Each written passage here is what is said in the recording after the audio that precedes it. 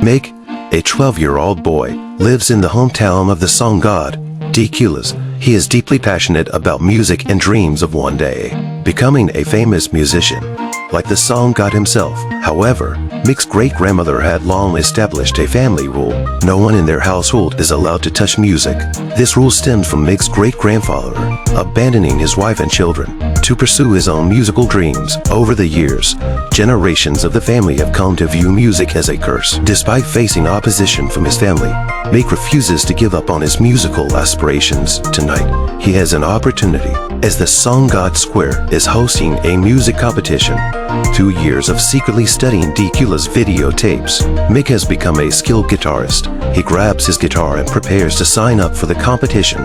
However, as he steps out of the door, he narrowly avoids being caught by his father and great-grandmother. Panicked, he rushes back home and hides the guitar beneath the altar. Just then, a stray dog accidentally knocks over his great-grandmother's picture frame. Mick was extremely flustered. As he picked up the photo, he discovered a big secret.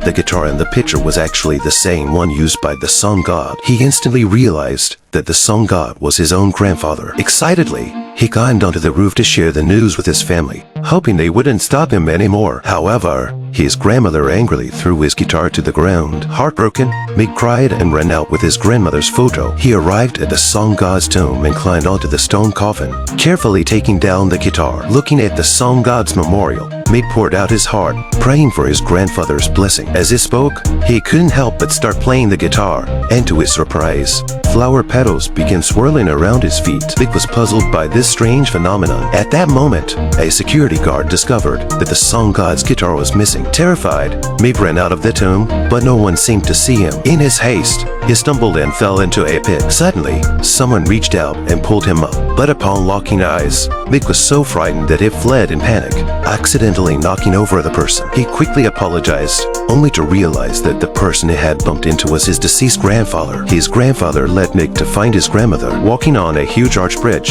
Mick marveled at its beauty. He ran all the way, realizing that what his grandmother had said was true.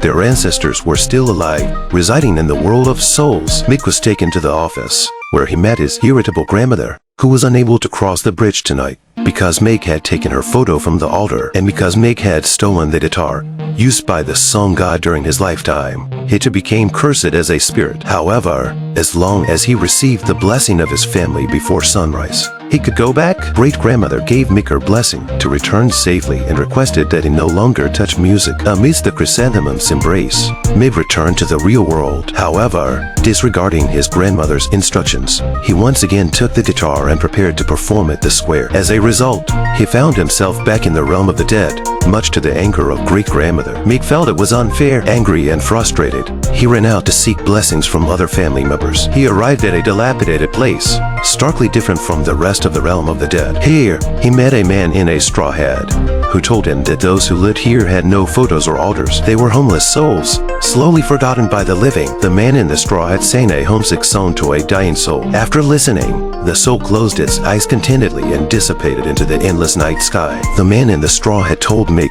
that if no one remembered you in the world of the living, you would disappear here, which he called ultimate death. Straw hat guy led Mick to the song god's guitar, but he was extremely weak, indicating that his daughter was about to forget him. Mick wanted to retrieve the lost photo, but dawn was approaching too quickly, and there was no time. The man in the straw hat comforted Mick by gently touching his face, and then mustered all his strength to offer a blessing. Presenting a chrysanthemum, Mick returned to the world of the living. He grabbed the song god's guitar and rushed home desperately. Entering his great-grandmother's room, he called out to her, urging her to remember the man in the straw hat. However, his great-grandmother seemed to be sleeping and didn't remember him at all. At that moment, Mick looked at the guitar on the floor. He knelt down, picked up the guitar, and began to sing a song composed by the man in the straw hat, specifically for his great-grandmother when she was a child. His great-grandmother mentioned that her father used to sing that song. She finally remembered her father. Indeed, death is not the end of life. It's being forgotten that truly marks the end.